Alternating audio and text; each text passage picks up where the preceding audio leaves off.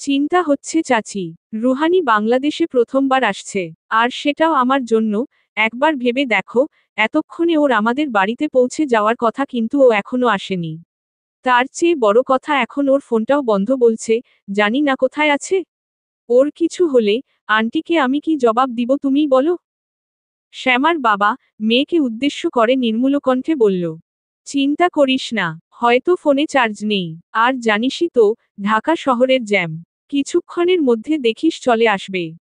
এক আলিশান বাড়ির সামনে এসে একটা গাড়ি থামল। জ্ঞানহীন রুহানিকে ধরে গাড়ি থেকে বের করে বাড়ির ভেতরে নিয়ে আসে। ড্রয়িং রুমে সোফার ওপরে রুহানিকে শুইয়ে দেয়। প্যান্টের পকেট থেকে ফোন বের করে বসো নামক মানুষটাকে কল দেয়।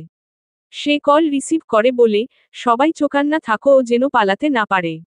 আধ ঘন্টার মধ্যে আমি পৌঁছে যাব।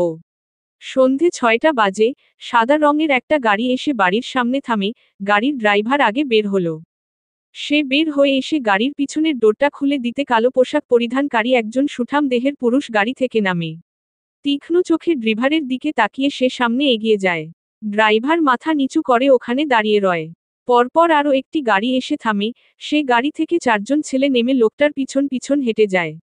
কিয়দংশ পর কলিং বেলটা বেজে ওঠে। বাড়ির মেড গিয়ে দরজাটা খুলে দেয়। একে একে 5জন বাড়ির ভেতরে আসে। ভ্রু কুঁচকে লোকটি শক্ত ও গম্ভীর কণ্ঠে শুধালো, মেয়েটি কোথায়? মানুষটার সামনে উপস্থিত সকলে মাথা নিচু করে দাঁড়িয়ে আছে। একজন কম্পিত কণ্ঠে বলে ওঠে, বসো। মেয়েটি ড্রয়িং রুমে সোফার ওপরে শুয়ে আছে। পিছনে 4জনের মধ্যে একজন এসে লোকটার শার্টের কলার চেপে ধরে শাসিত কণ্ঠে বলল, মেয়েটাকে নেওয়ার জন্য আর জায়গা পাওনি? ইয়েস, এর বাড়িতে নিয়ে আসছো কেন? লোকটি থতমত খেয়ে যায়। আমতা আমতা করে বলে, বসো, বলেছিলেন মেয়েটার সাথে পার্সোনালি ডিল করবেন, তাই বাড়িতে নিয়ে আসতে। সুঠাম সুন্দর পুরুষ গম্ভীর কণ্ঠে বলে, প্রবীর ছাড় ওকে। আমিই বলেছি নেহাকে আমার বাড়িতে নিয়ে আসার জন্য। আমার সাথে চিট করার শাস্তি আমি ওকে আমার বাড়িতে দিব। প্রবীর লোকটার কলার ছেড়ে দেয়। পিছন থেকে আমান এর সামনে এসে দাঁড়ালো আর বলল, কিন্তু তুই কি ভুলে যাচ্ছিস বাড়িতে দাদিমা আছেন? নামের লোকটি 2 হাত প্যান্টের পকেটে ঢুকিয়ে চোয়াল শক্ত করে দাঁড়িয়ে বলে, তোর কি আমাকে স্টুপিড মনে হয়? দাদি বাড়িতে থাকলে কি তাকে বাড়িতে নিয়ে আসতে বলতাম নাকি? দাদি নাই, আশ্রমে গেছেন, 2 দিন পর আসবেন। কথাটি বলে উনি ড্রয়িং রুমের দিকে অগ্রসর হল। তার পিছু পিছু বাকিরাও যেতে লাগে। নামক লোকটি আইসি ভঙ্গিতে সোফার ওপর বসে। এদিকে নড়েচড়ে উঠছে রুহানি। তাকে নড়তে দেখে একজন লোক তার দিকে এগিয়ে যেতে লাগে। এক হাত তুলে বাধা দেয়। তার হাতের ইশারায় লোকটা জায়গাতে দাঁড়িয়ে পড়ে। রুহানির 2 হাত পিছনের দিকে নিয়ে রশি দিয়ে বেঁধে রাখছে। মুখমণ্ডলে একটা কালো কাপড় দিয়ে বাঁধা। জ্ঞান ফিরছে, কোনোমতে ওঠে বসল সে। রাগান্বিত কণ্ঠে রুহানির উদ্দেশ্য প্রশ্ন ছুড়ছে। রুহানি কোনো উত্তর দিচ্ছে না, দেখে রাগে সে দাঁতে দাঁত চেপে কটমট করছে। চেহারায় কাপড় বাঁধা, কিছুই দেখতে পারছি না। মুখমণ্ডলে রুমাল বাঁধা, কথা বলতে পারছি না। লোকটার প্রশ্নের উত্তর কিভাবে দিব জানা নেই। তার থেকে বড় কথা হলো, এরা কারা? আমাকে এখানে ধরে বেঁধে কেন নিয়ে আসছে? বোধগম্য হচ্ছে না কিছু। ভয়ে গলা শুকিয়ে আসছে। পাশ থেকে আরও একজন পুরুষের গলা পেলাম। সে বলল, ও কথা না বললে সোজা লি করে ওর লি উড়িয়ে দে। লোকটার কথায় আমি রীতিমতো হকচকিয়ে উঠলাম। না পারছি নড়তে চড়তে, আর না পারছি কিছু বলতে। বুকের মধ্যে হার্টবিট যেন তীব্র গতিতে ছুটছে। অন্যদিকে রুহানিকে উত্তেজিত হতে দেখছে ভ্রু যুগল কুঞ্চিত করে। তীক্ষ্ণ চোখে রুহানির নড়াচড়া দেখে ঠোঁট জোড়া বাঁকা করে মৃদু হাসছে। ডান হাতের তর্জনী দিয়ে কপাল চুলকাচ্ছে, অষ্টদয় জুড়ে আছে অমায়িক হাসি। ঠোঁট জোড়া চুকো করে থুতনিতে আঙুল রাখে, গম্ভীর কণ্ঠে বলে, আমার গোডাউন থেকে সরিয়ে তুমি দেশ ছেড়ে পালিয়ে যাচ্ছিলে। কি ভাবছিলা এর হাত থেকে বেঁচে যাবে? হাত গুটিয়ে বসে বসে দেখবে? এতই সহজ? ও কণ্ঠে গাম্ভীর্য শুনে ভয়ে ও আতঙ্কে ঘাবড়ে উঠলাম। মনে হচ্ছে এখানে লোকটা একা নয়, আরও অনেকে আছে। এতগুলো মানুষের মাঝে আমি একা, তার ওপরে একজন বলছে, লি করে রে ফেলবে। কথা খুব মনে পড়ছে। চিৎকার করে কাঁদতে ইচ্ছে করছে। নিজের ওপর ভীষণ রাগ লাগছে। চোখের কার্নিশ বেয়ে অশ্রুকণা গড়িয়ে পড়ছে। মনে হচ্ছে আমি আর আমার বাবাকে খুঁজতে পারবো না। আর আমার কাছেও ফিরে যেতে পারবো না। বসা থেকে ওঠে হেঁটে রুহানির সামনে এসে দাঁড়ায়।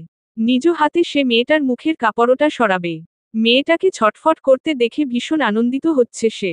নিজ হাতে মা বে রুহানির একপাশে সোফার ওপরে পা তুলে রাখে এস তাৎক্ষণিক গলা খাকারি দিয়ে হাত বাড়ালো। নিজের খুব কাছে পুরুষের এক অভয় ঠাহর পেলাম। ঘর থেকে যেন তোত্তাটা এখনই বেরিয়ে যাবে। অচেনা জায়গা, তারপর কিডন্যাপার আমি নিতান্তই একজন সাহসী মেয়ে। কিন্তু কেন জানি না, এখন আমার ভীষণ ভয় লাগছে। কি হবে আমার? এস হাত বাড়িয়ে রুহানির চেহারার ওপর থেকে কালো কাপড়টি খুলে ফেলল। কাপড়টি সরাতে মুখ বাঁধা অবস্থায় রুহানিকে দেখে এস মোহিত চোখে তাকিয়ে রয়। ভীতু চোখে রুহানি লোকটির দিকে তাকিয়ে আছে। ভয়ে বেশ কয়েকবার চোখের পলক ফেলল সে। নেহার জায়গায় রুহানিকে দেখে ক্ষিপ্ত হল তাজ। সে তেড়ে গিয়ে একজন কিডন্যাপারের গালে সে মা রল আর তীক্ষ্ণ কণ্ঠে বলে, এন্ধ হয়েছিস? ভুলভাল মেয়েকে তুলে নিয়ে আসছিস? এই মেয়েটাকে? আর নেহা কোথায়? লোকটি গালে হাত রেখে বলে, স্যার আমরা তো নেহাকে ফলো করছিলাম। উনার জায়গায় এই মেয়ে কোথা থেকে আসছে কখন আসছে আমরা বলতে পারি না। আসিফ কর্কশ কণ্ঠে এস এর উদ্দেশ্য বলে, এখন কি হবে এস? এই মেয়ে তো আমাদের সবার চেহারা দেখে নিয়েছে। ওকে কি আমরা ছেড়ে দিব নাকি মেয়ে মাটি চাপা দিয়ে দিব? আসিফ লোকটার কথা কর্ণকুহরে আসতে বড় বড় চোখ করে লোকটার দিকে তাকালাম। তৎপর আবার আমার সামনে খানিকটা ঝুঁকে দাঁড়িয়ে থাকা লোকটার দিকে তাকালাম। এতক্ষণে আমি এটা খুব ভালো করে বুঝে গেছি যে এখানে এই এস নামের মানুষটা হচ্ছে সবার মাথা। উনি যা বলে সবাই তাই করে। ভয়ে উনার দিকে তাকিয়ে ডানেবামে মাথা নাড়াতে লাগলাম। মানে হচ্ছে, আমাকে মারবেন না। লোকটা সরু চোখে আমার চোখের দিকে তাকিয়ে আছে। ঠোঁটের কোণে প্রস্ফুটিত এক চিলতে হাসি। সে মুহূর্তে তার বাম হাতের দিকে চোখ যেতে দেখলাম, উনার হাতে একটা লের ওপর থেকে চোখ সরিয়ে লোকটার চোখে চোখ রাখলাম। তারপর আর কিছু মনে নেই, মাথা ঘুরিয়ে আসলো। রুহানি জ্ঞান হারিয়ে পড়ে যেতে নেয়। এস দুই হাত দিয়ে রুহানিকে ধরে ফেলে। আচমকা পড়ে যাওয়ায় খোলা চুলগুলো এলোমেলো হয়ে চোখে মুখে এসে উপচে পড়ছে। এস আলতো হাতে রুহানির মুখের ওপর থেকে চুলগুলো সরিয়ে দিচ্ছে। এএসপি স্থলের মাথা নিজ কপালে ঠেকিয়ে রুহানির মুখশ্রীর দিকে তাকিয়ে ঠোঁট জোড়া বাঁকা করে রহস্যময়ী হাসি হাসল। ও হাসি দেখে বোঝার উপায় নেই কি চলছে তার ধূর্তর মস্তিষ্কে। পর্ব 6 গভীর রাত শহরের ফাঁকা রাস্তা পেরিয়ে যাচ্ছে গাড়িটা। ঘাড় কাত করে বার কয়েক পাশে তাকালো এস। পাশের সিটে রুহানি জ্ঞান দে ক্লোরোফর্ম নাকে শুকিয়ে রুহানিকে পুনরায় অজ্ঞান করে এস। সামনের দিকে তাকিয়ে থেকে গাড়ি চালাচ্ছে, রাস্তার পাশে খানিকটা দূরত্ব বাদে বাদে ল্যাম্পপোস্ট। স্থল দেখে রুহানি জ্ঞান হারিয়ে এস এর ওপরে পড়ে যায়। সাবধানতা অবলম্বন করে রুহানিকে সোফায় সোজা করে শুইয়ে দিয়ে রুহানির পায়ের কাছে স্থির বসে রয় এস। গম্ভীর কণ্ঠে তাকে মেয়েটির তথ্য জানানোর জন্য বলল সে। ওপর নিচ মাথা ঝাঁকিয়ে রুহানির লাগেজ সার্চ করার জন্য এগিয়ে যায় ওয়াসিফ। লাগেজ লক করা, বেশ কয়েকবার চেষ্টা করেও ওয়াসিফ আনলক করতে পারল না। এতে বেশ বিরক্ত বোধ করল এস রাগে ভ্রু কুঁচকে তাকাতে, তাজ শান্ত কণ্ঠে বলে, এগুলো আমার বাম হাতের খেল। তুই সর আমি 2 মিনিটে খুলে দিচ্ছি। লাগেজ আনলক করে কিছু কাগজপত্র পেল তাজ। কাগজপত্রগুলো এস এর দিকে এগিয়ে দিতে মৃদু হাসল সে। রুহানির সেলফোন হাতে নিয়ে চোখ বুলালো। ফোনটা বন্ধ, ফোন অন করল। এক মুহূর্তে ফোনের লক আনলক করে ফেলল সে। আনলক করতে ফোনের ওয়ালপেপারে রুহানির হাস্যোজ্জ্বল মুখশ্রীর একখানা ছবি ফুটে ওঠল। ঠোঁট জোড়া কিঞ্চিত বাঁকা করে মৃদু হাসল এস। ফোনের ওয়ালপেপার থেকে দৃষ্টি নামিয়ে পাশে শুয়ে থাকা নমনীর দিকে তাকালো। রুহানির ফোন ঘাটাঘাটি করছে, কল লিস্ট চেক করল, মেসেজ চেক করল, ফোনের গ্যালারি চেক করল। ফোন গ্যালারিতে বেশিরভাগ রুহানির ছবি ও ফ্রেন্ডসদের সাথে গ্রুপ ছবি। সবগুলো ছবিতে তার ঠোঁটে উজ্জ্বল হাসি প্রস্ফুটিত। মেসেজে একটা বাড়ির অ্যাড্রেস দেখতে পেল সে। ফোন অন করতে অনেকগুলো মেসেজ এসেছে। একটা বাড়ির অ্যাড্রেস ও কিছু বাক্য লিখা। রুহু এটা আমার বাড়ির সঠিক লোকেশন, তুই ট্যাক্সি করে চলে যায়। আমার ভীষণ টেনশন হচ্ছে। রুহানিকে যারা কিডন্যাপ করে নিয়ে আসছে, তাদের উদ্দেশ্য করা করে আমান বলে। এবার ঠিক মেয়েকে ধরে নিয়ে আসবি, নয়তো একটাও কাল সকালের সূর্য দেখতে পাবি না। তারা নিচু মস্তক, হাবোধক ইশারা করে চলে যায়। যে করেই হোক নেহাকে খুঁজে নিয়ে আসবে। তাজ শুরু থেকে লক্ষ্য করছে, রুহানিকে দেখার পর থেকে এস কেমন যেন শান্ত হয়ে গেছে। কারো ওপর রাগ ঝাড়ছে না। নেহাকে পাওয়া যায়নি সেদিকে তার কোনো ভ্রুক্ষেপ নেই। এক দৃষ্টিতে মেয়েটার দিকে তাকিয়ে আছে। রুহানির পাসপোর্ট থেকে রুহানির নাম, পরিচয়, ঠিকানা এবং ও যে কানাডার সিটিজেন জানতে পারল। এএস এর বিপরীতে বসছে ওয়াসিফ, সে সন্দেহের নজরে তাকিয়ে সরু কণ্ঠে বলল, মেয়েটার সাথে কি করার প্ল্যান? ওয়াসিফের দিকে তীক্ষ্ণ চোখে তাকালো এএস, তাৎক্ষণিক মাথা ডানে বামে নাড়ালো, মানে কিছু না। রুহানির ডানহাত নিজের হাতের মুঠোয় নিয়ে মৃদু হাসল সে। তার ওই হাসির পিছনে রহস্য কি? কি চলছে তার মাথায়? কারো বোঝার সাধ্য নাই। ভ্রুযুগল কুঞ্চিত করে চারজনে এএস এর দিকে তাকালো, কিয়দংশ পর আর চোখে একে অপরের দিকে তাকাচ্ছে তাজ, আমান, ওয়াসিফ ও প্রবীর। প্রবীর কিছুক্ষণ দাঁত দিয়ে নিচের ঠোঁট কামড়ে ধরেছিল। পরক্ষণে শানিত কণ্ঠে বলল, ব্রো, কি চলছে তোর মাথায়? প্রবীরের কথায় মৃদু সহাস্যে হেসে ওঠল এএস, তৎক্ষণাৎ ক্লোরোফর্ম মাখা রুমালটা রুহানির নাকে চেপে ধরে। ঠোঁট জোড়া চোকা করে বন্ধুদের দিকে তাকিয়ে রহস্যময় হাসি দিল। রুহানিকে পাজা কোলে তুলে নিয়ে বাড়ি থেকে বেরিয়ে যায়। গাড়ির কাছে আসে, ফ্রন্ট সিটে রুহানিকে বসিয়ে সিটবেল্টটা বেঁধে দেয়। রুহানির দিকে খানিকটা ঝুঁকে বেশ কিছুক্ষণ তাকিয়ে থেকে ভারী নিঃশ্বাস ফেলে সে। তৎক্ষণাৎ ড্রাইভিং সিটে গিয়ে বসে। ড্রাইভার শরাফাত হাসান ধীরকণ্ঠে শুধালো, স্যার আমি ড্রাইভকরি? রাগী লুকে শরাফাতের দিকে তাকালো। এএস এর চোখের দৃষ্টি দেখে ভয় কয়েক কদম পিছিয়ে যায় শরাফাত। এএস সে স্বভাবসুলভভাবে গম্ভীর ও কম কথা বলে। তার তীক্ষ্ণ চোখের চাহনি মা রা তত্ত্বক ভয়াবহ। গম্ভীর মুখ ভ্রুযুগল কুঞ্চিত করে গাড়িতে ওঠে বসে, ড্রাইভিংয়ে মনোযোগ দেয়।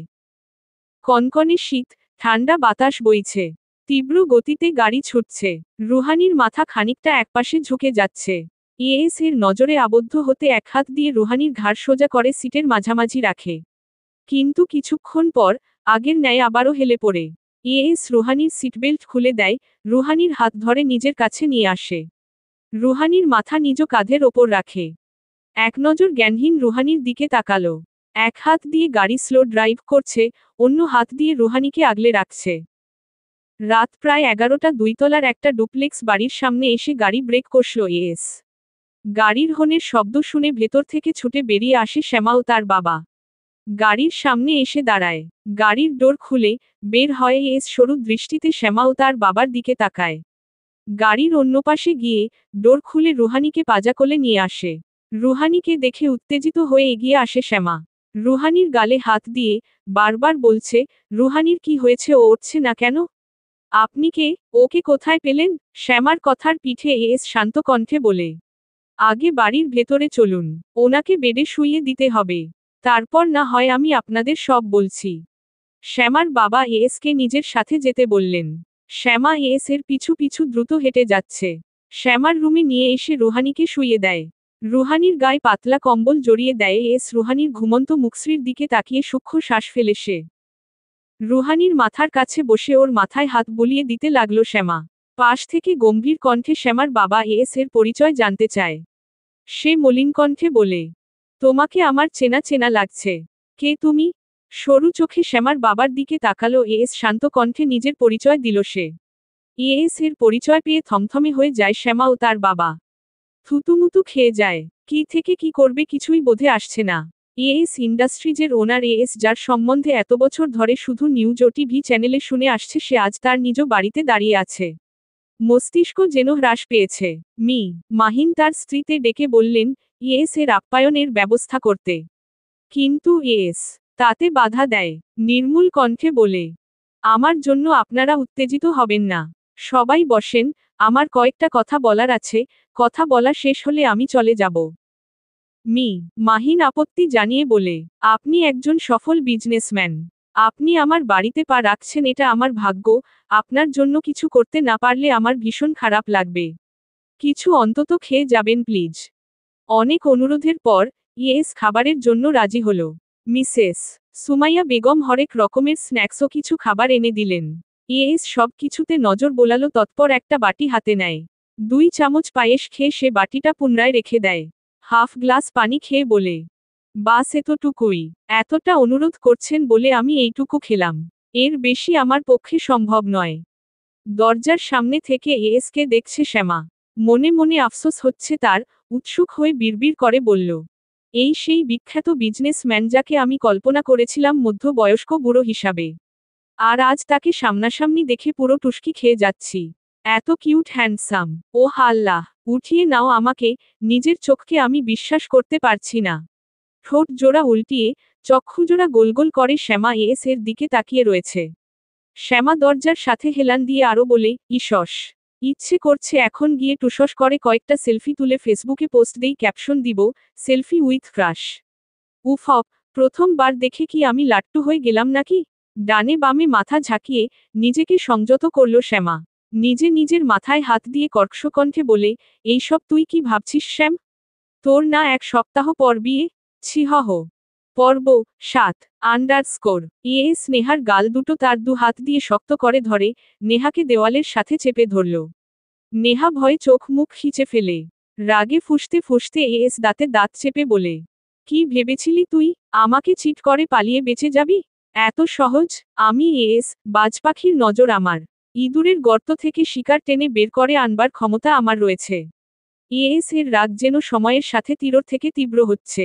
চোখের কার্নিশ বেয়ে অনবরত জল ঝরতেছে নেহার। নেহার ফর্সা বরণ 2 গালে, পুরুষালী হাতের 5টা আঙুলের ছাপ স্পষ্ট দেখা যাচ্ছে। ও আসিফ বসে আছে রুমের এক কোণে।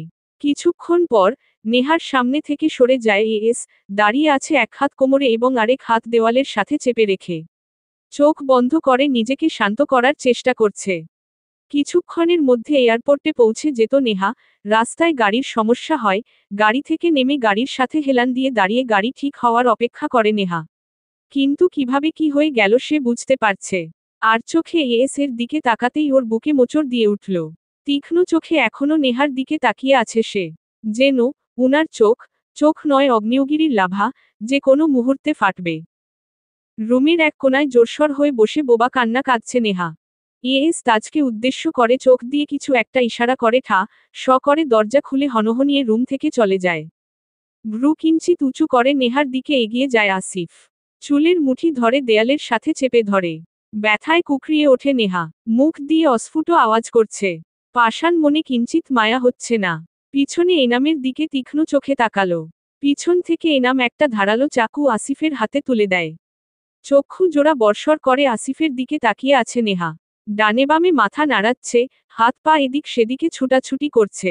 আসিফ উল্টো হাতে চাকুটা নেহার লার ওপরে রাখে। 1 মাসের আগে বাংলাদেশের কোনো ভিসা নাই। 1 মাস পরের টিকিট উপলব্ধ আছে। খালাতো ভাই আশিকের কথাটি শুনে নিরাশ হয়ে বিছানায় বসে পড়ল ইয়ানা। তার এখন এই মুহূর্তে বাংলাদেশ যাওয়া অতি আবশ্যক, সেখানে 1 মাস। মাথায় হাত দিয়ে নিঃশব্দে কেঁদে ওঠল ইয়ানা। তার পাশে বসে আছে তার বোন। ইয়ানার পিঠে হাত বুলিয়ে দিচ্ছে, সান্ত্বনা দিচ্ছে, রুহানি ঠিক আছে। কিন্তু মায়ের মন মেয়ের সাথে এখন পর্যন্ত কথা বলেনি, মন তো উতলা হবেই। হঠাৎ বিছানার ওপরের ফোনটা শব্দ করে বেজে উঠল। হাতের উল্টো পিঠ দিয়ে অশ্রু মুছে ফোন হাতে নেয়। বাংলাদেশের সিম, যে সিম থেকে রুহানি মেসেজ পাঠিয়েছিল দেখে দ্রুত কল রিসিভ করে ইয়ানা। অপর পাশ থেকে শান্ত কণ্ঠে রুহানির খবর জানালো শ্যামা। মেয়েকে দেখার ইচ্ছা করছে ইয়ানার। শ্যামা নিচু কণ্ঠে বলল, আন্টি আমি আপনাকে হোয়াটসঅ্যাপে কল দিচ্ছি। কল রিসিভ করে রুহানিকে ঘুমন্ত অবস্থায় দেখে স্বস্তির নিঃশ্বাস ফেলল ইয়ানা। বেশ কিছুক্ষণ ভিডিও কলে মেয়েকে দেখলেন। নাক টেনে মলিন কণ্ঠে ইয়ানা শুধালো, রুহানিও এখনই ঘুমাচ্ছে কেন? বাংলাদেশের সময় তো এখন রাত 12টা বাজে। শ্যামা রুহানির কিডন্যাপ হওয়ার কথা চেপে যায়। জার্নিতে ক্লান্ত বলে তাড়াতাড়ি ঘুমিয়ে গেছে বলে। ইয়ানা শান্ত কণ্ঠে শ্যামাকে বলে রুহানির খেয়াল রাখবার জন্য আর একা একা যেন কোথায় যেতে না দেয়। শ্যামা ইয়ানাকে কথা দেয় ওরা সব বন্ধুরা মিলে রুহানিকে দেখে রাখবে। কানাডায় এখন 1টা বাজে, সকাল থেকে এই পর্যন্ত পানি ছাড়া কিছু খায়নি ইয়ানা। রুহানি সুস্থ আছে দেখে স্বস্তি পায় সে। ইয়ানার খালা টেবিলে খাবার সাজিয়ে ইয়ানা ও বাকিদের খাওয়ার জন্য আওয়াজ দেয়। ভোর 5টা বাজে, বাড়ির পাশেই একটা মসজিদ আছে। মসজিদ থেকে আজানের সুর ভেসে আসছে। নামাজের জন্য বিছানা ত্যাগ করে মাহিন। ফজরের নামাজ আদায় করে রাস্তায় ঘণ্টা খানেক হাঁটাহাঁটি করেন। আজও তার ব্যতিক্রম কিছু নয়। হাঁটাহাঁটি করে বাড়ি ফিরছে মাহিন। রাস্তার পাশে লেকের সামনে এক জোট মানুষকে দাঁড়িয়ে থাকতে দেখে উনি সামনে এগিয়ে গেলেন। প্রশ্ন করলেন, এখানে কি হয়েছে?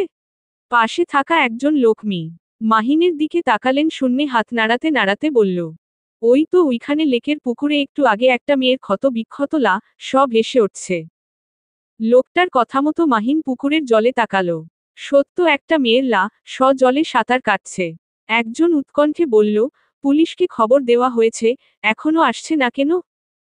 মেয়েটির মৃতদেহ সচক্ষে দেখে মাহিনের চোখ দুটো লাল বর্ণ ধারণ করেছে। দ্রুত পা চালিয়ে বাড়ির দিকে অগ্রসর হয় মাহিন। বাড়ির ভেতরে এসে সোফার ওপরে ধপ করে বসে পড়ল। মাহিনের হাসফাস দেখে এগিয়ে গেলেন তার স্ত্রী সুমাইয়া। মাহিন ক্লান্ত ভরা দৃষ্টিতে তাকায় সুমাইয়ার দিকে। তার চক্ষু জোড়া ছলছল করছে। মাহিনের এমন দৃষ্টি দেখে সুমাইয়ার বুকের ভিতর ধক করে ওঠে। সুমাইয়া মাহিনের পাশে বসে শুধালো, কি হয়েছে? মাহিন ভারী নিঃশ্বাস ফেলল, অস্ফুট স্বরে বলল, সোনাই পুকুরে একটা মেয়ের সব ভেসে উঠছে। দেখে মনে হচ্ছে গতকাল গভীর রাতে কেউ পুকুরে মেয়েটিকে ফেলে গেছে। কি বলছো তুমি? এমন একটা মমহর্ষক ঘটনা ঘটেছে।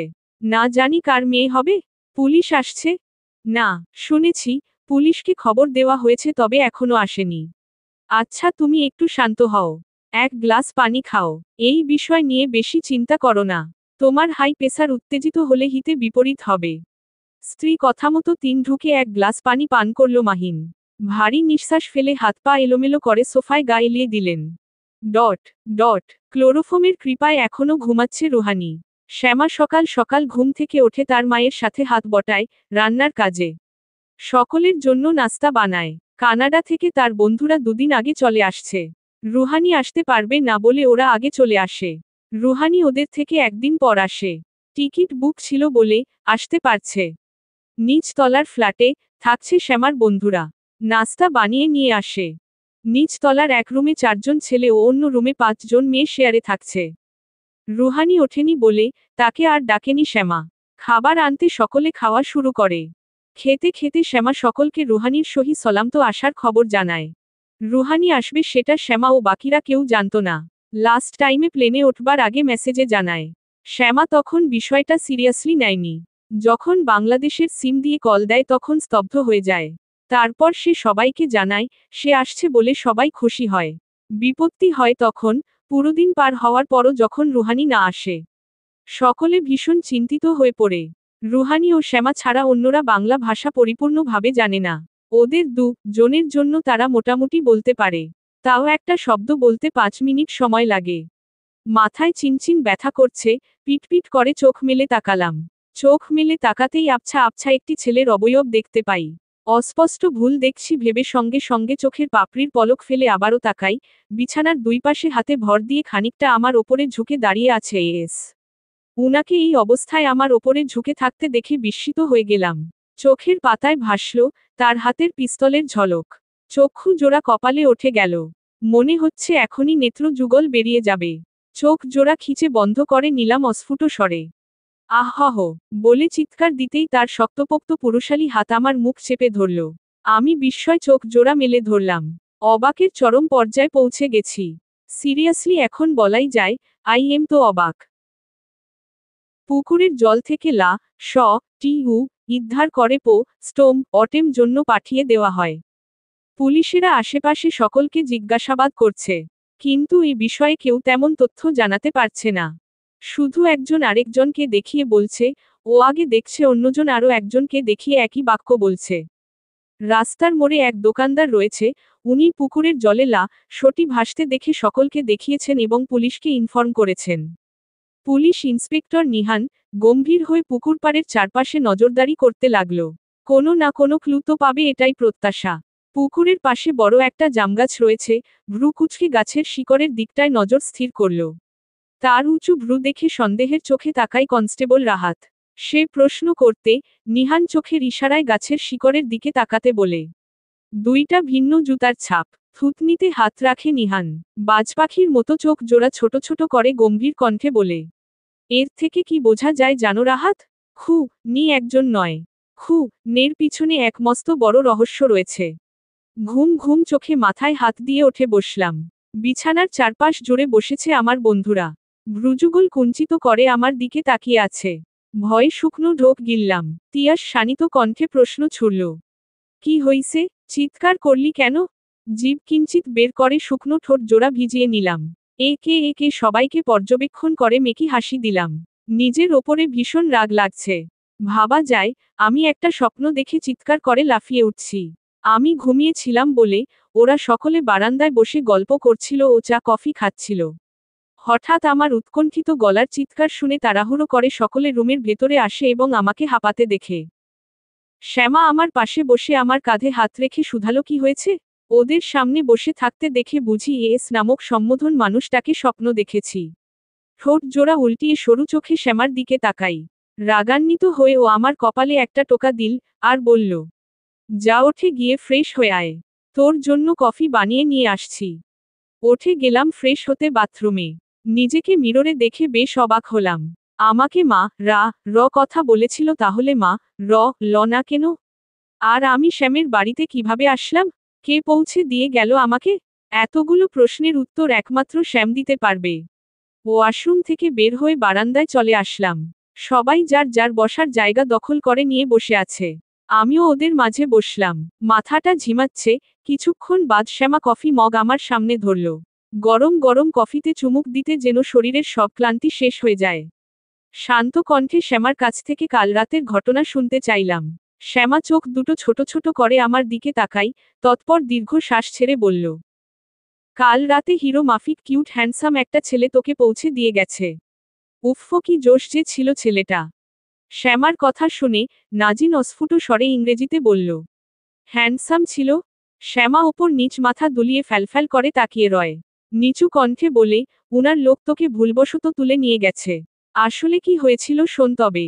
শূন্যে হাত ভাসিয়ে এদিক সেদিকে নাড়তে নাড়তে গোটা কাহিনী রুহানিকে বলল শ্যামা। সব শুনে গম্ভীর হয়ে বসে রইল রহানি। হুট করে শ্যামার মাথায় আসল ইয়ানার কথা। রুহানিকে ইয়ানার কথা বলতে রুহানি উৎকণ্ঠে বলে, আমার ফোন কথায়? মা সাথে কথা বলতে হবে। নাজিন রুহানির হাতে ওর ফোন দেয়। রুহানি কল দেয় ওর মায়ের নাম্বারে। বেশ কিছুক্ষণ ইয়ানার সাথে কথা বলে। ইয়ানা কান্না করে মেয়ের ওপর অভিযোগ জানায়। সব কিছুর জন্য ইয়ানার কাছে ক্ষমা চায়। ইয়ানা চোখের জল মুছে মেয়ের সুস্থতা কামনা করে কল কেটে দেয়। নাস্তার টেবিলে বসে সকলের সাথে পরিচিত হয় রুহানি। বাকিরা আগেই পরিচিত হয়েছে। সকলে একসাথে নাস্তা শেষ করে রুমে বসে ফোন স্ক্রোল করতে লাগে। শ্যামা বলে, ওর বিয়ের শপিং ও ওর বন্ধুদের সাথে নিয়ে করবে বলে এখনো করেনি। বাকিরা আলসেমিতে হাঁক ছেড়ে বলল, আজকে মলে যেতে পারবো না, আগামীকাল ঠিক আছে। ওদের কথায় উদাস হলো শ্যামা। তবুও ব্যাপার না, বিয়ের এখনো 6 দিন বাকি আছে। কালকে ঢাকা বনানী চলে যাবে, তারপর ওখান থেকে শপিং কমপ্লিট করে ফিরবে। এরই মধ্যে শ্যামার ভাবনায় ছেদ ঘটায় রুহানি। সে হাঁসফাঁস করে বলল, চল আজ তোর শহরটা ঘুরে দেখব। শ্যামা ভ্রু কিঞ্চিত করে তাকায়, চোখ জোড়া পিটপিট করে বলে, এই না তোরা বললি মলে যেতে পারবি না, তাহলে এখন যে আবার বলছিস বাহিরে যাবি? রুহানি আইসি ভঙ্গিতে বিছানায় হেলান দিয়ে শুয়ে পড়ে এবং অন্যদের দিকে চাওয়াচাওয়ি করল। খানিকটা বিড়বিড় করে বলল, তোর সাথে মলে গেলে শান্তি আছে? হাঁটতে হাঁটতে ঘুরতে ঘুরতে পা ভেঙে যাবে। তার থেকে ভালো বাহিরে ঘোরাঘুরি করা। শ্যামা ভ্রু কুঁচকে বলল, কি বললি তুই, আমি শুধু তোদের হাঁটাই? রুহানি মসৃণ কণ্ঠে বলল, আমি কি ওইরকম কিছু বলছি নাকি? হইছে, আর ঢং করতে হবে না। আমি সবটা শুনেছি। চল ওঠে রেডি হয়ে নে সবাই, আজ আমরা একটা দ্বীপে যাব, তারপর বাহিরে অনেকক্ষণ ঘুরব। আসার পথে রেস্টুরেন্ট হয়ে ফিরব। কাল রাতে মেয়েটার সাথে ওরা কি করেছে তোর শোনা জরুরি। বারান্দায় খোলা আকাশের নিচে 2 হাত প্যান্টের পকেটে ঢুকিয়ে ঠাই দাঁড়িয়ে আছে সুঠাম দেহের পুরুষ। পিছন থেকে শাসিত কণ্ঠে কথাটি বলল নিশান। আর চোখে পাশে তাকায় সে। ভারী নিঃশ্বাস ফেলে রাগী ও শক্ত কণ্ঠে বলে, ওই মেয়ের সাথে ওরা কি করছে না করছে তা নিয়ে আমার কোনো মাথা ব্যথা নেই। ওদের সাফ সাফ জানিয়ে দাও, এরপর থেকে যেন এমনটা কারো সঙ্গে না করে। এখন থেকে অনেক সাবধানে সব করতে হবে। পুলিশের নজরে আসা যাবে না। দেশের আইন এখন অনেক কড়া। শুনেছিস নিশ্চয়ই সকালের নিউজ? কোনোভাবে যেন পুলিশের নজর আমাদের ওপরে না পড়ে। পুলিশের সন্দেহের তালিকায় নিজেদের নাম ওঠানো যাবে না। সকল এভিডেন্স স্টো করতে বল। কোনো কথা না বলে পিছন থেকে চলে যায় পূর্বের লোকটি। তার পায়ের ধ্বনি শুনে বিড়বিড় করে সে বলল, যত উড়তে ইচ্ছে হয় উড়ো, আর মাত্র কয়েকটা দিন। তারপর তোমার খাঁচায় বন্দী হতে বেশি দিন বাকি নেই। কি খুঁজছো তুমি মামু? কারো কম্পিত কণ্ঠ শুনে থমকে দাঁড়ালো ইয়াসির। সেই সূক্ষ্ম শ্বাস ফেলে বলল, তুমি এখানে কি করছো আরিশ? তোমার তো এখন অফিসে থাকার কথা। তুমি অফিসে না থেকে বাড়িতে কি করছো? আচমকাই ইয়াসিরের মুখশ্রীতে করা দৃষ্টি ফেলল আরিশ। আচমকা হাতটি থুতনিতে রাখল, হৃদয় কুচকে ক্ষীণ কণ্ঠে বলল, তুমি আমার রুমে কি করছো মামু? আর এভাবে কি খোঁজাখুঁজি করছো? পরক্ষণেই আরেক দফা বিস্মিত হলো তার দৃষ্টিজোড়া। বক্ষে বেড়ে গেল তীব্র উত্তেজনা। যেই উত্তেজনাটুকু দমিয়ে রাখতে না পেরে ছুটে বের হয়ে গেল রুম থেকে। তুমি আমার রুমে কেন গিয়েছিলে বললে না? পিছন থেকে অবাকান্বিত স্বরে প্রশ্নটি করতেই ইয়াসির দাঁড়িয়ে পড়ে দৃষ্টিজোড়া সামনের দিকে নিবন্ধ রেখে আটকে উঠল ইয়াসির। পা থেকে মাথা অবধি কিঞ্চিত কম্পন সৃষ্টি হলো তার। বার কয়েক ঢোক গিলে আরিশের দিকে দৃষ্টি বুলাতে সে। ইয়াসিরের মুখ থেকে বাক্যটি শুনতে আরিশের ওষ্ঠকোণে অসরল হাসির রেখা মিলল। ইয়াসিরকে পিছন ঝাপটে ধরে বলল, প্রয়োজনের অধিক কোনো কিছুই ভালো নয়। পর্ব 9 আন্ডারস্কোর সন্ধে 6টার ঘর ছুঁই ছুঁই শহরের এক হাইফাই রেস্টুরেন্টের সামনে রুহানি ও ওর বন্ধু বান্ধবী রা দাঁড়িয়ে আছে। এ দেশের ছেলে লোকেরা রাস্তাঘাটে রমণীদের দেখলেই হা করে তাকিয়ে থাকে। ইন্টারেস্টিং। মিনিট কয়েক সময় অতিবাহিত হতেই রুহানির কুচকানো ভ্রুজোড়া দ্বিগুণ কুচকে গেল। ওর বেশ কিছুক্ষণ ধরে মনে হচ্ছে ওদের কেউ ফলো করছে, কিন্তু চারপাশে তাকাইলে তেমন কাউকে নজরে পড়ছে না। জনবহুল রাস্তায় যে যার মতো ছুটে চলেছে। শুধু কিছু সংখ্যক ছেলে মানুষ বাজে নজরে দেখছে। ঠোঁটের কোণে বিশ্রী হাসি দিয়ে চলে যাচ্ছে। দু হাত মুঠোয় নিয়ে রাগ নিয়ন্ত্রণ করছে রুহানি। নাজিন রেস্টুরেন্টের ভেতরে ঢুকতে ঢুকতে ইংরেজিতে বলল, আজ সারাদিন এই একটা বিষয় লক্ষ্য করলাম। এখানকার ছেলেরা কেমন যেন ছোট বড় বয়স্ক সব নারীর ওপরে আর দৃষ্টিতে তাকায়। নাজিনের মুখের কথা ছিনিয়ে নিল আরিফ। ও শক্ত গলায় বলল, আমিও দেখেছি, তবে তুই একটা কথা ভুল বললি, সব ছেলেরা নয়। একটা গাছের সব ফল কিন্তু খারাপ হয় না। কিছু ফল খারাপ ও কিছু ফল ভালো হয়। তেমনি সব ছেলেরা খারাপ নয়। আমি এমনও ছেলে দেখলাম যারা মেয়েদের দিকে তাকানো দূর, তাদের থেকে যথাযথ দূরত্ব মেইনটেইন করে চলছে। তাই একজন জনের জন্য সম্পূর্ণ ছেলে জাতিকে খারাপ বদনাম দেওয়া উচিত না। কথার ছলে রেস্টুরেন্টের ভেতরে প্রবেশ করে, সকলে টেবিলে বসল। একজন ওয়েটার এসে সামান্য নাস্তার অর্ডার নিয়ে যায়। রেস্টুরেন্টে অপর পাশে ভিআইপিদের জন্য আলাদা ব্যবস্থা আছে। জন ক্লায়েন্টের সাথে কাজের আলাপ করছে। ইয়েস। দৃষ্টিজোড়া নির্বিক রেখে ওষ্ঠজোড়া চেপে হাত শক্ত করে হাত আবদ্ধ করে বসে আছে সে। হাত থেকে একটা ফাইল ক্লায়েন্টের দিকে বাড়িয়ে দেয় তাজ। তাজের হাত থেকে ফাইলটা নিয়ে তাতে চোখ বুলিয়ে এর চোখে চোখ রাখে ক্লায়েন্ট। হাত জোড়া পিছনে মুঠি বেঁধে চোয়াল শক্ত করে দাঁড়িয়ে আছে ওয়াসিফ। গম্ভীর কণ্ঠে ক্লায়েন্টদের উদ্দেশ্য বলল, কাগজে লিখা শর্তগুলোতে আপনারা রাজি থাকলে সাইন করবেন, তারপর ডিল হবে। নয়তো আমরা আপনাদের সাথে কোনো ডিল করব না। ঠোঁট জোড়া উল্টিয়ে সরু চোখে ক্লায়েন্ট জন একে অপরকে দেখছে। ভারী নিঃশ্বাস ফেলে বলল, আমরা এই শর্তগুলোতে রাজি, কিন্তু আমাদেরও একটা শর্ত আছে, সেটা যদি পূরণ করবে কথা দেয়, তাহলে আমরা সাইন করব। ক্লায়েন্টের দিকে তাকাই মুচকি হাসল বিস্মিত হয়ে তাকিয়ে রইল তাজ। মাথা ঘুরিয়ে ওয়াসিফের দিকে তাকিয়ে চোখে চোখে ইশারা করল সে। ওয়াসিফ কাঁধ উঁচু করে ডানে বামে মাথা নাড়াল। এই ডিলের মধ্যে ক্লায়েন্টের কোনো শর্ত থাকবে এমন কথা ছিল না। দাঁত দিয়ে ঠোঁটে কামড় বসিয়ে কি হচ্ছে দেখছে তাজ। ক্লায়েন্টদের সাথে কথা বলার জন্য খানিকটা সামনের দিকে ঝুঁকল সরু কণ্ঠে তাদের শর্তে সম্মতি দিতে যাবে, তখন গ্লাস দিয়ে রেস্টুরেন্টের ভেতরে দেখল টেবিলের ওপরে দুই হাত রেখে তবলার মতো টেবিলে শব্দ করছে রুহানি। রুহানিকে দেখে স্মিথ হাসল সে। তাজ এর কানের কাছে ত্রস্ত কণ্ঠে বলল, প্রবীর কল দিচ্ছে। সারাদিন ঘোরাঘুরির পর রেস্টুরেন্টে গিয়ে ইচ্ছে মতো গিলছে নাজিন, আয়রা, রাইসা, লাবণ্য, অন্যদিকে নিশান, আদনান, সাইফ। বাড়িতে আসার পরপরই এক এক করে সবার পেটে মোচড় দিয়ে উঠছে। একজন বসা থেকে ওঠে বাথরুমে যায়, তারপর সে বের হতে অন্য জন যাচ্ছে। এরকম করে সকলে সিরিয়াল ধরল। বারান্দায় গ্রিলের ফাঁকে হাত ধরে সোজা হয়ে দাঁড়ায় রুহানি। ভাবান্তর দৃষ্টি আকাশের দিকে স্থির। কোথায় আছে তার বাবা? ভাবনায় ছেদ ঘটে হঠাৎ শ্যামার আগমনে। শব্দ করে হাসতে হাসতে বারান্দায় আসে শ্যামা। কোনোভাবেই হাসি দমন করতে পারছে না। অদ্ভুত শব্দ করে হাসছে। ভ্রুযুগল কুঞ্চিত করে তার হাসির কারণ জিজ্ঞেস করলাম। শ্যামা জোরপূর্বক হাসি দমিয়ে বলল, রুমে চল গিয়ে দেখ, এক একটার যুদ্ধ শুরু হয়েছে। শ্যামার কথার মাথামুন্ডু কিছু বুঝলাম না। ও আমার হাত ধরে টেনে রুমে নিয়ে আসলো। এসে দেখলাম রুমে তিনজন বাথরুমের সামনে দাঁড়িয়ে আছে। ও দরজা খোলার জন্য তাড়া দিচ্ছে। শ্যামার দিকে নির্বিকার দৃষ্টিতে তাকাই। ও আমার হাত ধরে টেনে অন্য রুমে নিয়ে গেল। সেখানেও একই অবস্থা দেখে অভিমুখ প্রশ্ন করলাম। শ্যামা ফিক করে হেসে ফেলল, বলল, ওপরের বাথরুমেও একই কাহিনী চলছে। আমার ভ্রুকুটি কুঁচকে আছে দেখে শ্যামা শালীনকণ্ঠে বলল, বাহিরের খাবার বেশি খেয়ে ফেলছে ওরা। তখন বলেছিলাম কম খেতে, কিন্তু শোনেনি আমাদের কথা। এখন দেখ সবগুলোর বদহজম হয়েছে। শুধু তুই, আরিফ আর আমি বেঁচে গেছি। আমি যতই খাই না কেন, আমার বাবা বদহজম হয় না। কথাটি অ্যাটিটিউড নিয়ে বলল শ্যামা। মিনিট পরেই তার পেটেও মোচড় দিয়ে উঠল।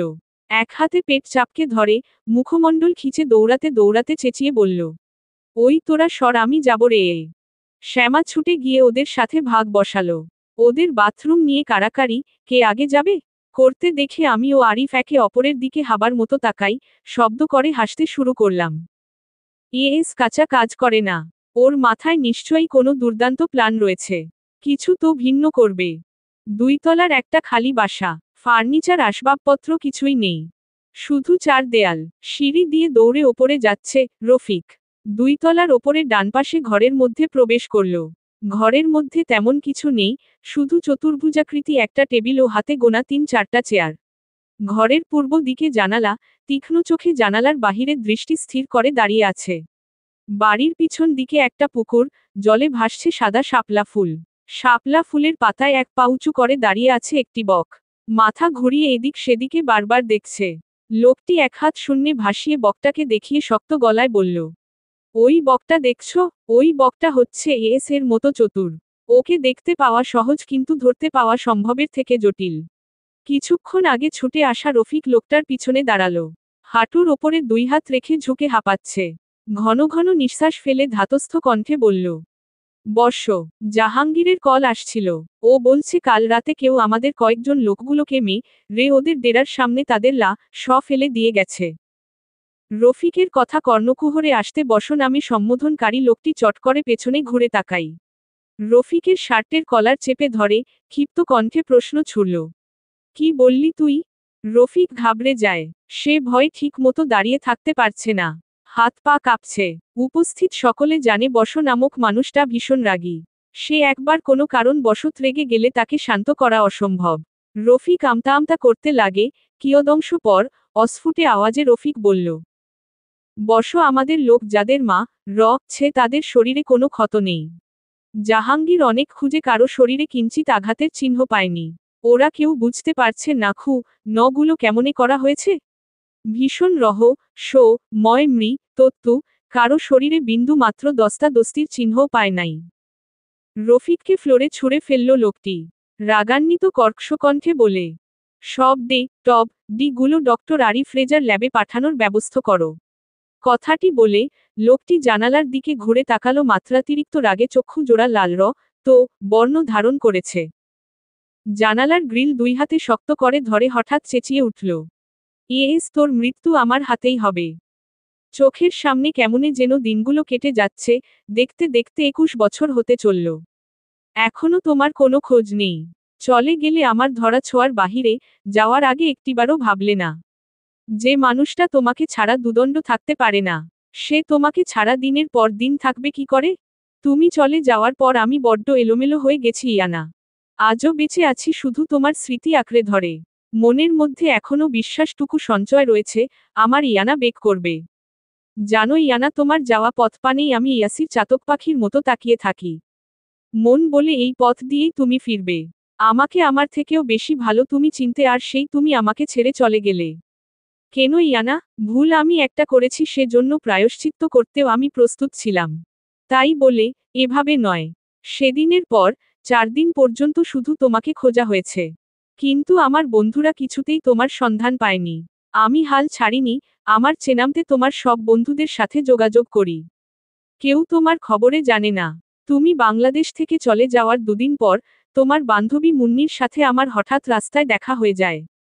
ওর কাছে জানতে পারি শেষ টা দিন তুমি ওর কাছেই ছিলে। এবং ওর ওখান থেকে আকাশপথ পাড়ি দিয়েছ। মুন্নিকে তুমি কিছু বলনি বুঝলাম।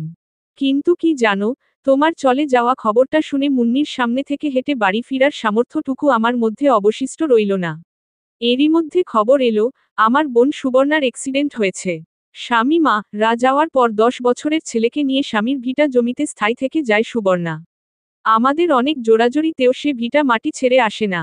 ছেলেকে নিয়ে নিজের জীবিকা নির্বাহ করে। তার শেষ কথা ছিল, বিয়ে করে এই বাড়িতে আসছি একমাত্র মৃত্যু আমাকে এই বাড়ি থেকে বের করবে। 3 বছরের ছেলে আরিশকে রেখে তার বাবা মা রা যায়। ফ্যাক্টরিতে লাগে চারদিকে দাউদাউ করে আগুন জ্বলছে। অধিকাংশ কর্মী ফ্যাক্টরি থেকে বের হতে পারে না। তাদের শেষ পরিণাম হয়েছিল আগুনে পুড়ে তত্তু। স্বামীর তত্তুর 7 বছর পর আমার ছোট্ট বোনটি রাস্তায় কার অ্যাক্সিডেন্টে মারা গেল। স্তব্ধ হয়ে গেলাম, চারপাশ যেন মৌমাছির মতো ঘুরতে লাগে। কোনো রকম বাড়ি পৌঁছালাম। তারপর ড্রাইভ চাচা ও আমি মণিপুরের উদ্দেশ্য রওনা দেই। বোনের শেষ কার্য সম্পূর্ণ করলাম। মা আমার কান্না করতে করতে জ্ঞান হারিয়েছে। নাবালক আরিশ আমার কোমর জাপটে ধরে কাঁদছে। মা ও আরিশকে নিয়ে শহরে চলে আসলাম। সুবর্ণা চলে যাওয়ার পর থেকে মা কেমন যেন একটা হয়ে যায়।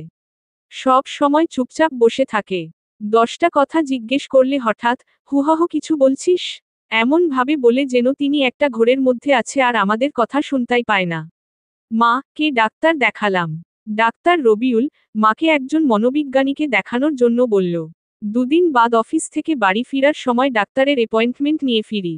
মার রুমে গিয়ে দেখি মা কাঁথা মুড়ি দিয়ে ঘুমাচ্ছে, ডাকতে ইচ্ছে করল না। রাতে খাবার খেতে বসলাম।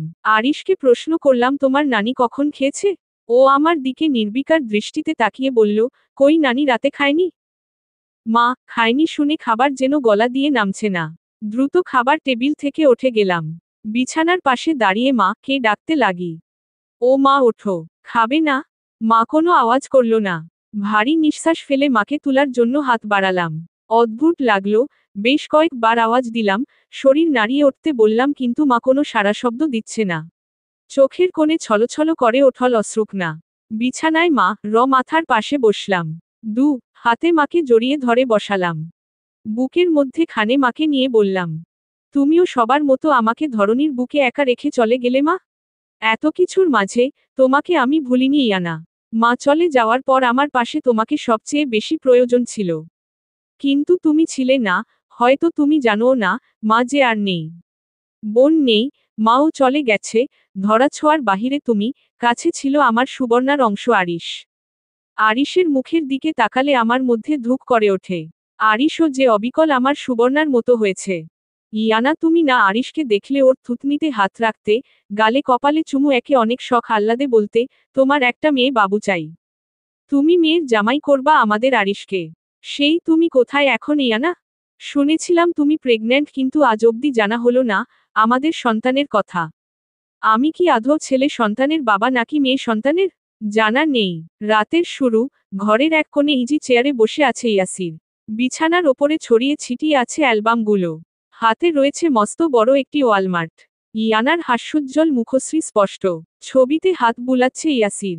চোখের ক্যানে কিঞ্চিত জল ছলছল করছে। বুকের মধ্যে খাখা করছে। এত বড় বাড়িতে সে একা। ধম বন্ধ হয়ে আসছে, মাঝে মাঝে তো মনে হয় এই 4 দেয়াল ইয়াসিরের লা টিপে ধরে। ভারী নিঃশ্বাস ফেলে ইয়ানার ওয়ালমার্ট বুকের সাথে জড়িয়ে ধরে ইয়াসির। ক্ষীণকণ্ঠে বলে, ফিরে আসো ইয়ানা, ফিরে আসো। তত্তুর আগে তোমাকে মন ভরে একটু দেখতে চাই। অফিস থেকে ছুটি নিয়ে বাড়ির জন্য প্রস্থান করে ইয়ানা। অফিসের মাঝে হঠাৎ মাথা ঘুরিয়ে পড়ে যায় সে। জ্ঞান ফিরতে বসকে বলে 2 দিনের ছুটি নিয়ে বাড়ি চলে যায়। বাড়িতে আসার পর বিছানায় শটান হয়ে শুয়ে পড়ল। বসে বসে কাজ করায় পিঠে ভীষণ ব্যথা করছে। মেইজিকে বলল, একটু গরম পানি করে ছ্যাঁক দেওয়ার জন্য। মেইজি বহু বছর ধরে ইয়ানার বাড়িতে কাজ করে। সন্ধ্যার পর কোনো কাজ না থাকলে মেইজিকে বাংলা ভাষা শিখায় ইয়ানা। এজন্য অনেকটা শুদ্ধ বাংলা বলতে পারে ও বুঝে মেইজি। গরম পানির ছ্যাঁকে আরাম পায় ইয়ানা। চোখ জোড়া ভেঙে আসছে। আজ বেশি ক্লান্ত মেয়ের সাথে কথা বলতে ইচ্ছে করছে কিন্তু ঘুমে চোখ জোড়া বন্ধ হয়ে আসছে। ওঠে বসে মেইজিকে চলে যেতে বলল ইয়ানা। মেইজি চলে যেতে দরজা ভেতর থেকে লক করে আলমারির কাছে আসে। আলমারির কাভার্ডে কাপড়ের ভাঁজের মধ্যে ইয়াসিরের একটা ছবি লুকিয়ে রাখছে ইয়ানা।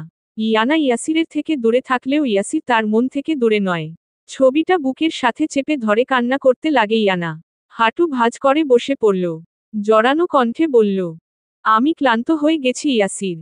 রাতের খাবার যত আগে খাওয়া যায় ততই স্বাস্থ্যের জন্য ভালো।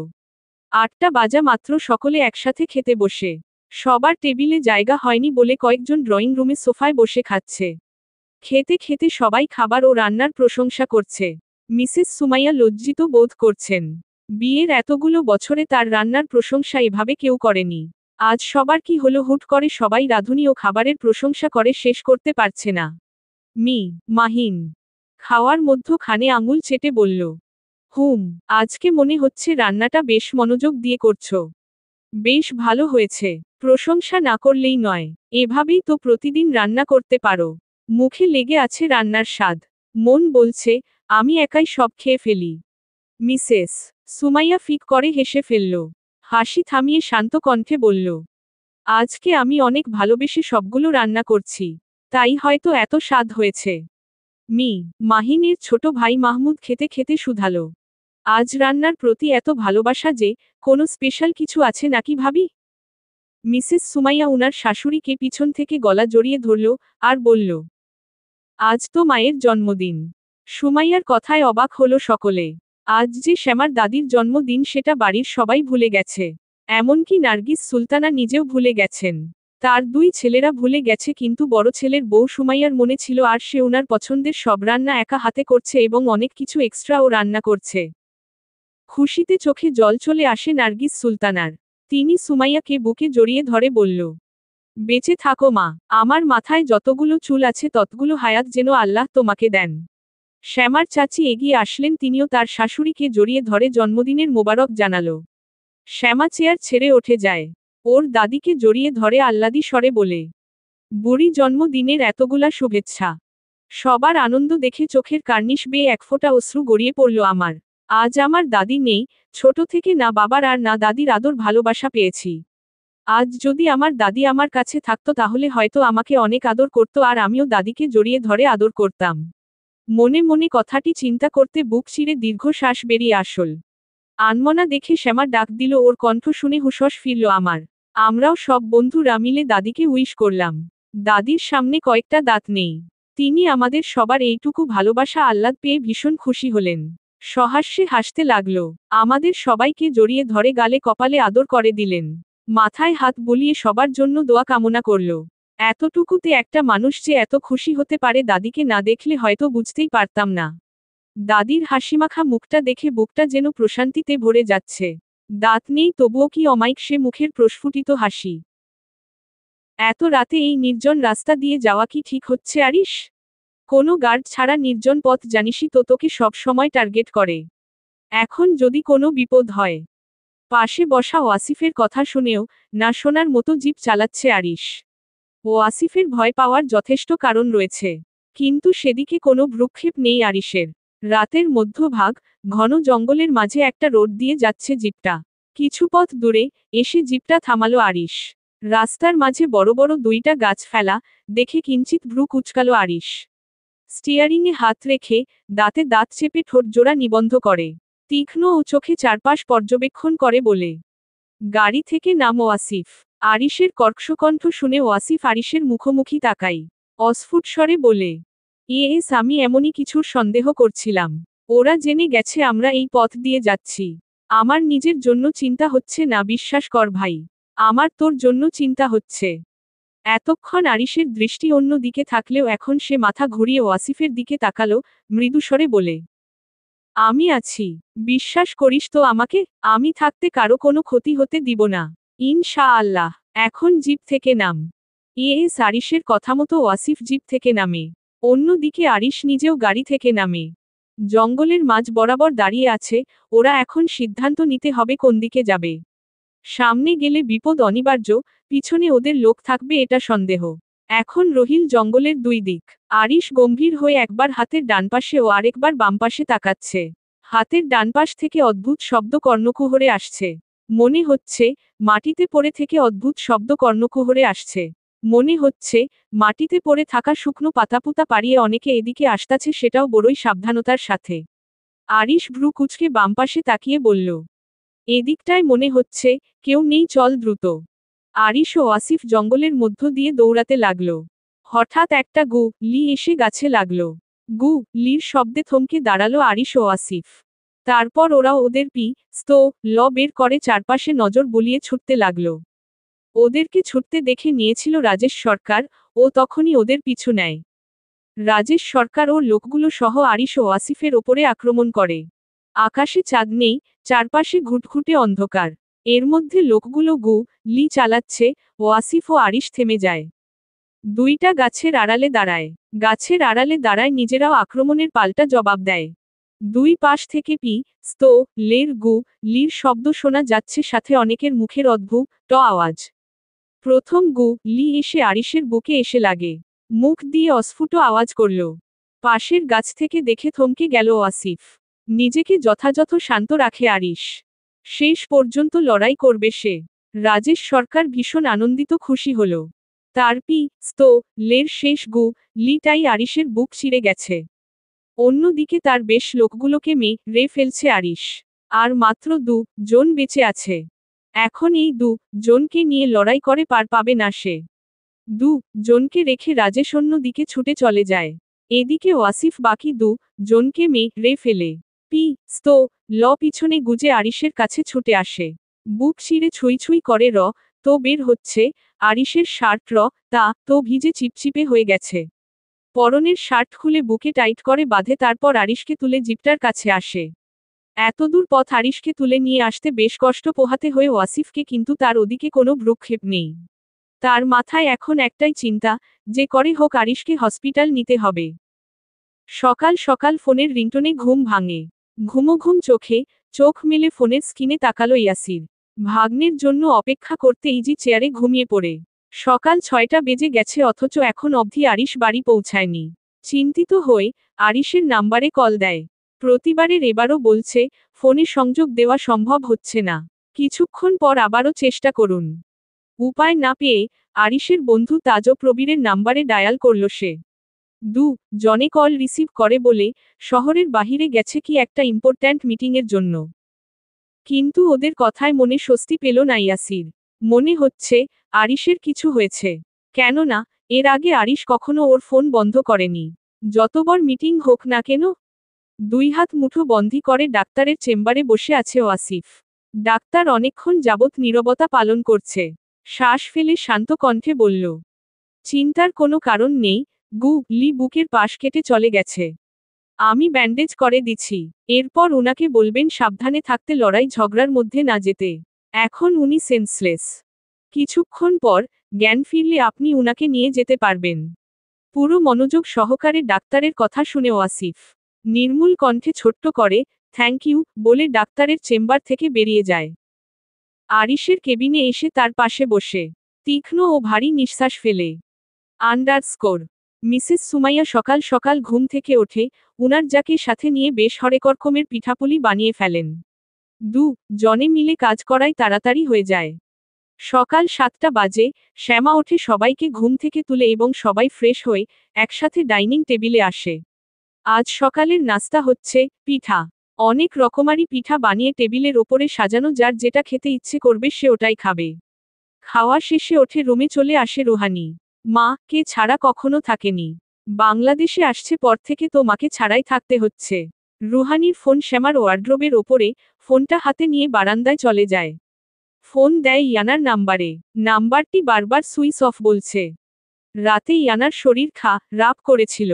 সে পুরো রাত ঘুমাতে পারেনি। জ্বরে শুধু কাতরেছে। পুরো রাত ইয়ানার পাশে জেগে বসেছিল মেইজি। অসুস্থতার কারণে ইয়ানা খেয়াল করেনি ওর ফোনে চার্জ নেই, ফোনটা যে বন্ধ। বাড়ির নাম্বারে কল দিতে মেইজি কল রিসিভ করে। রুহানির চিন্তিত কণ্ঠস্বর শুনে স্তব্ধ হয়ে যায় মেইজি। মেইজি চাইলেও সত্য বলতে পারবে না যে ইয়ানার হেলথ কন্ডিশন ভালো নয়। হাসপাতালে নিতে হতে পারে। এদিকে রাতেই ইয়ানা বলে রাখছে রুহানি ফোন দিলে ওকে যেন তার অসুস্থতার খবর না জানানো হয়। নয়তো পরদেশে বেচারি চিন্তা করবে কিংবা মায়ের জন্য কান্না করবে। রুহানি দুইটার মধ্যে একটাও যেন না করে, সেজন্য মেইজিকে বলতে মানা করেছে। মেইজি ও ইয়ানার কথা রক্ষা করে। লুকিয়ে যায় রুহানির কাছ থেকে। রুহানি মেইজির থেকে কিছু প্রশ্ন করে কল রেখে দেয়। কিছুক্ষণ পর রুমে প্রবেশ করে শ্যামা। রুহানি ও বাকিদের উদ্দেশ্য বিরক্তিকর কণ্ঠে বলল, তোরা কি আমার বিয়ের শপিংয়ের জন্য যাবি না? না মানে শপিং নিয়ে কারো কোনো মাথা ব্যথা নাই।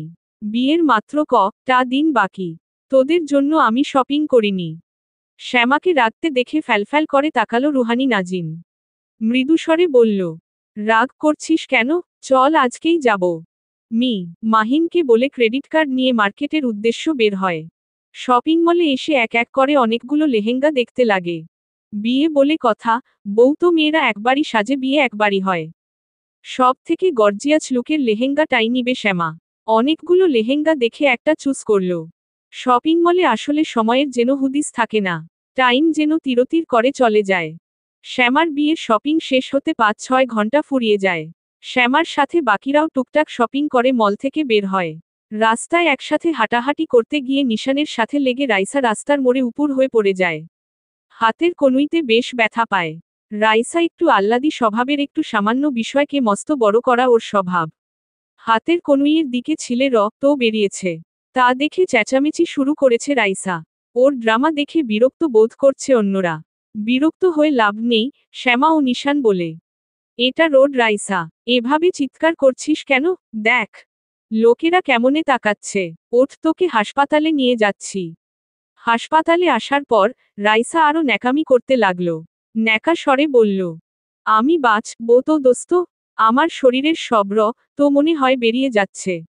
আরিফের চোখে মুখে বিরক্তির ছাপ স্পষ্ট। ঠোঁট জোড়া উল্টিয়ে রাগ দমন করার চেষ্টা করছে ও। শ্যামা ও আয়রা রাইসাকে ধরে হাসপাতালের ভেতরে এগিয়ে যাচ্ছে। পিছনে বাকিরা আসছে। এমন বিহেভ করছে রাইসা, মনে হচ্ছে ওর ওপর দিয়ে গাড়ি চলে গেছে। মানুষ হাতকে টে গেলেও হয়তো এত কষ্ট পায় না যতটা ও ড্রামা করছে। কাঁধের ব্যাগটা খুলে পড়ে যাচ্ছিল দেখে দাঁড়িয়ে পড়ল রুহানি। হুট করে মনে হলো ফোনটা বাজছে। ব্যাগটা কাঁধে আগের ন্যায় ঝুলিয়ে ব্যাগের চেইন খুলে ফোনটা বের করে। সে মুহূর্তে সামনে থেকে আসা কারো সাথে ধাক্কা লাগে। রুহানির হাত থেকে ফোনটা ঠাসস করে ফ্লোরে পড়ে যায়। হা করে ফ্লোরের দিকে তাকাই, পরপর রাগী চোখে ওই লোকটার দিকে তাকালাম। লোকটা ধাক্কা দিয়ে সোজা হেঁটে চলে যাচ্ছে। রাগী গলায় ধমক দিয়ে বললাম, ওই হ্যালো মিস্টার, প্রবলেম কি আপনার ধাক্কা দিয়ে চলে যাচ্ছেন? সরি বলার প্রয়োজন ও মনে করছেন না অন্ধ নাকি? রুহানির তীক্ষ্ণ কথাগুলো শুনে রাগে কটমট করে পিছনে ঘুরে তাকালো ওয়াসিফ। হাত জোড়া মুঠ করে রুহানির দিকে এগিয়ে আসতে যাবে তখন ওয়াসিফের নজর গেল রুহানির পিছনে দাঁড়িয়ে থাকা লোকটার ওপরে। শূন্যে হাত উঠিয়ে হাতের ইশারায় ওয়াসিফকে চলে যেতে বলল সে। তার ইশারা বুঝে আগের ন্যায় হেঁটে চলে যায়। ওয়াসিফের চলে যাওয়া দেখে বিরক্তিকর কণ্ঠে ওয় বলে চেঁচাল রুহানি। পিছন থেকে কারো নরম গলা শুনে থমকে গেল রুহানি। হাত জোড়া জোরসর করে থমথমে দাঁড়িয়ে রইল। শুকনো ঢোক গিলে পিছনে তাকাই। আমার থেকে কিঞ্চিত পরিমাণ দূরত্বে দাঁড়িয়ে আছে। তিনি শালীন কণ্ঠে বলল, এটা হসপিটাল মিস। পর্ব 12 আন্ডারস্কোর। মাঝে মধ্যে নিজেকে নিষ্ঠুর মনে হয়। এমনও মনে হয় আমি রুহানির সাথে অন্যায় করছি। এতগুলো বছর ওকে ওর বাবার থেকে দূরে সরিয়ে রাখছি। আমি স্বার্থপরের মতো শুধু নিজের কথা ভেবে দেশ ছেড়ে পালিয়ে আসছি। একটিবার রুহানির কথা ইয়াসিরকে জানানোর প্রয়োজন মনে করিনি। কিন্তু আমি কি করতাম? ইয়াসির আমি চলে আসার সময় একটাবারও আমাকে আটকায়নি। একবারও বলেনি, ছেড়ে যেও না। এসব খেলায় হার জিত আমার কাছে কোনো মাইনে রাখে না। ইয়াসির যদি একটিবার আমাকে আটকাতো, সত্যি বলছি আমি মেইজি, তাহলে আমি রে গেলেও ইয়াসিরকে একা করে চলে আসতাম না। আমি ইয়াসিরকে ভুলবার চেষ্টা করেছি, ঘৃণা করতে চেয়েছি, কিন্তু এত বছরে আমি তা পারিনি। আমি যত কে ভুলতে চাই, তত আমার মনে পড়ে যায়। বাবা মা আমাকে অনেক বুঝিয়েছিল, আমি যেন মুভ অন করি। রুহানিকে উনারা দেখবেন। আমার নতুন কারো সাথে, নতুন করে জীবন শুরু করার জন্য জবরদস্তিও করেছিলেন। বাবার বন্ধুর ছেলে রাজি ছিল, আমার মেয়ে সহ আমাকে বিয়ে করবে। কিন্তু আমি আমার মেয়েকে ছাড়তে পারবো না। ইয়াসিরের জায়গা আমার জীবনে দ্বিতীয় কাউকে দিতে পারবো না বলে সে প্রস্তাব প্রত্যাখ্যান করেছিলাম। আমি এতগুলো বছর শুধু রুহানিকে বুকে জড়িয়ে দিন পার করেছি। আমার মনে বহু কষ্ট চাপা পড়ে আছে, না পারি কাউকে বলতে আর না পারি দেখাতে। কত শত রাত যে নির্ঘুম কাটিয়েছি, একাকী চোখের জল ফেলেছি, হিসেব নেই। আমি কখনো চাইনি রুহানি ওর বাবাকে ঘৃণা করুক। তাই কখনো ইয়াসিরকে ছেড়ে চলে আসার মূল ঘটনা ওকে বলিনি। ও যখন ছোট ছিল ছুটে এসে আমার সামনে দাঁড়িয়ে আমার হাত ধরে ওর বাবার কথা জানতে চাইতো, তখন আমার বুকের মধ্যে মোচড় দিয়ে উঠত। উথাল পাতাল ঢেউ বয়ে যেত। সত্যটা লুকাতে গিয়ে মেয়ের চোখে স্বার্থপর মা হয়েছি। আমি জানি, সত্যটা জানলে রুহানি ওর বাবাকে ঘৃণা করবে, আর তা আমি চাই না। মানুষ চাইলে সব সম্ভব। রুহানি যদি ওর বাবার সম্মুখীন হয়, তাহলে কি হবে তুমি কল্পনা করতে পারছো মেইজি? ইয়ানার হাতের ওপর নিজ হাতটি রাখে মেইজি নির্মূল কণ্ঠে বলে, তুমি যা ভাবছো তা নাও হতে পারে। ওত বড় শহরে রুহানি বেবি ওর বাবাকে খুঁজে নাও পেতে পারে। তাছাড়া তুমিই তো বলেছ রুহানি ওর বাবাকে কখনো দেখেনি। কণ্ঠে গাম্ভীর্য, শুকনো ঢোক গিলে ইয়ানা বলল, মেরাক্কেল বলেও কিছু আছে মেইজি। ভীষণ ভয় করছে, বুকের মধ্যে ধুকধুক করছে। বহুদিন পর আজ কোম্পানিতে পা রাখলেন ইয়াসির রেদওয়ান। ইয়াসিরকে আসতে দেখে এএস এর অ্যাসিস্ট্যান্ট এগিয়ে গেল। আরিশের অ্যাসিস্ট্যান্টকে অফিসে দেখে ভ্রু কুঁচকালেন ইয়াসির। সন্দেহের নজরে তিনি সবার দিকে তাকাচ্ছেন। ফ্লোরের সকল কর্মীরা মাথা নিচু করে দাঁড়িয়ে আছে। কেমন এক থমথমে পরিবেশ। ইয়াসিরের সকল প্রপার্টির দেখাশোনা করে এএস, কিংবা বলা যায় সবকিছু এএস এর হাতে। সবকিছু শকে বুঝিয়ে দিয়ে রিটায়ার্ড হয়েছে ইয়াসির। ইতিপূর্বে উনি শেষ কবে অফিসে পা রাখছেন কারো জানা নেই। তবে উনি বেশ গম্ভীর ও রাগী মানুষ সকলের ধারণা।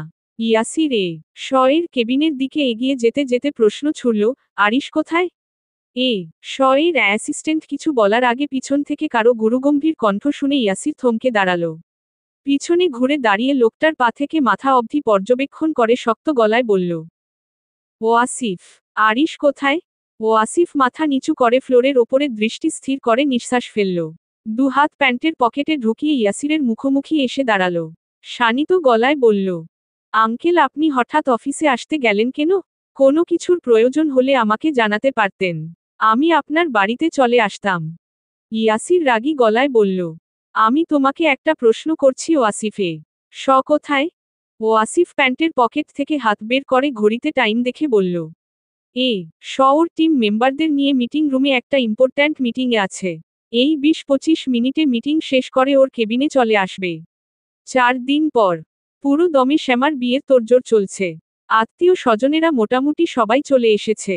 বিয়েটা শ্যামাদের বাড়িতে বসেই হবে। বাড়িতেই ওর বিয়ের সমস্ত রিচুয়াল পালন করা হবে। ওর বিয়ের আয়োজনটা মোটামুটি ধুমধাম করেই দেওয়া হচ্ছে। আত্মীয় স্বজনেরা ছাড়াও মাহিনের বিজনেস পার্টনার, অফিসের এমপ্লয়ি সহ সবাইকেই প্রায় এই বিয়েতে ইনভাইট করা হয়েছে। শ্যামার বাবা নিজের একমাত্র মেয়ের বিয়েতে কোনো রকম কমতি রাখেনি। শ্যামা যেভাবে বলেছে উনি ঠিক সেইভাবেই বিয়ের সমস্ত আয়োজন করেছেন। ড্রেসিং টেবিলের সামনে দাঁড়িয়ে তৈরি হচ্ছে শ্যামা। বিছানার ওপর বসে ভ্রু কিঞ্চিত উঁচু করে তাকিয়ে সূক্ষ্ম কণ্ঠে বলল, সকাল সকাল সেজেগুজে কোথায় যাচ্ছিস? বিকেলে তো তোর হলুদের ফাংশন। ড্রেসিং টেবিলের মিররের ওপর থেকে নেত্রযুগল রুহানির দিকে তাক করে শ্যামা কাঠোকাঠ কণ্ঠে বলল, আমার কিছু জরুরি জিনিস কিনা বাকি রয়ে গেছে। ওই দিন এটা তো শপিংয়ের মাঝে খেয়াল করিনি। কাল রাতে সব জিনিস চেক করতে দেখলাম। মোস্ট ইম্পর্ট্যান্ট জিনিসগুলো আনতে পারিনি। আর ওগুলো আমার লাগবেই, তাই শপিং মলে যাব। শ্যামার কথা শুনে চট করে দাঁড়িয়ে পড়ল রুহানি। শক্ত গলায় বলল, আমিও যাব। তুই চলে গেলে আমার এখানে একা একা মোটেও ভাল লাগবে না। শ্যামা চোখের কার্নিশে কাজল লাগাতে লাগাতে বলল, একা কোথায়? ওরা সবাই তো থাকছে। রুহানি বায়না ধরে বলল, থাকুক ওরা, তবুও আমি যাব। শ্যামা আয়নাতে এক পলক রুহানিকে দেখে বলল, আচ্ছা ঠিক আছে, যা, জাস্ট 5 মিনিটে রেডি হবি। একটা শপে এসে শ্যামা ওর দরকারি জিনিসপত্রগুলো সার্চ করছে। বেশ কয়েকটা পেয়েছে আর কিছু পায়নি। এমন করে খুঁজতে খুঁজতে গ্রাউন্ড ফ্লোর থেকে সেকেন্ড ফ্লোরে আসে। বেশ কয়েকটা শপ খোঁজার পর শ্যামা ওর দরকারি সব জিনিসপত্র বুঝে নেয়। মলের দক্ষিণ দিকে পার্কিং স্পট। শপিং মল থেকে বের হয়ে কিছুটা পথ পা হেঁটে যেতে হয়। রুহানি শ্যামার সাথে কথা বলতে বলতে যাচ্ছিল, এমতাবস্থায় কোথা থেকে একজন ছুটে এসে রুহানির কাঁধের ব্যাগটা ছু মেরে নিয়ে দৌড় দেয়। আকস্মিক ঘটনায় হতবিহ্বল হয়ে যায় রুহানি। হা করে দাঁড়িয়ে পড়ে। পাশে থাকা শ্যামা, হেল্প হেল্প বলে চেঁচিয়ে যাচ্ছে। রুহানি কাঁদো কাঁদো ফেস বানিয়ে জড়ানো কণ্ঠে বলল, আমার ব্যাগ, ওটাতে আমার ফোন পার্স কার্ড সবকিছু ছিল। শ্যামা রুহানির হাত ধরে টেনে ধরে দৌড়াতে লাগল। হুট করে একজন ছেলে এসে রুহানি ও শ্যামার পথ রোধে দাঁড়ালো। হাতের ব্যাগটা রুহানির দিকে এগিয়ে দিয়ে বলল, ম্যাম আপনার ব্যাগটা। উদ্ধৃতি চিহ্ন। ছেলেটার হাত থেকে মেরে ব্যাগটা নিয়ে নেয় রুহানি। ব্যাগের জিপ খুলে উল্টপালট করে দেখতে লাগে ভেতরে সবকিছু আছে কিনা। রুহানির চিন্তিত মুখশ্রীর দিকে তাকিয়ে ছেলেটা মলিন হাসল। মসৃণ কণ্ঠে বলল, সবকিছু ভালো করে চেক করে নিবেন মিস রুহানি। তারপর একটু রিল্যাক্স হয়ে জানাবেন, কোনো কিছু আবার মিস নেই তো। ব্যাগের ভেতর থেকে চোখ সরিয়ে তীক্ষ্ণ চোখে আরিশের দিকে তাকালো রুহানি। চোখ জোড়া পিটপিট করে শুধালো, আপনি আমার ব্যাগ কোথায় পেলেন? তার মানে আমার ব্যাগটা আপনি চুরি করেছেন? আপনার সাহস তো কম না। আমার ব্যাগ নিয়ে দৌড়ে পালিয়ে যাচ্ছিলেন। রুহানির কথা শুনে ভ্রুযুগল কুচকানো করে ডানে বামে তাকালো আরিশ। ঠোঁট জোড়া মসৃণ করে বলল, এক্সকিউজ মি, আপনি কি আমাকে চোর বলছেন?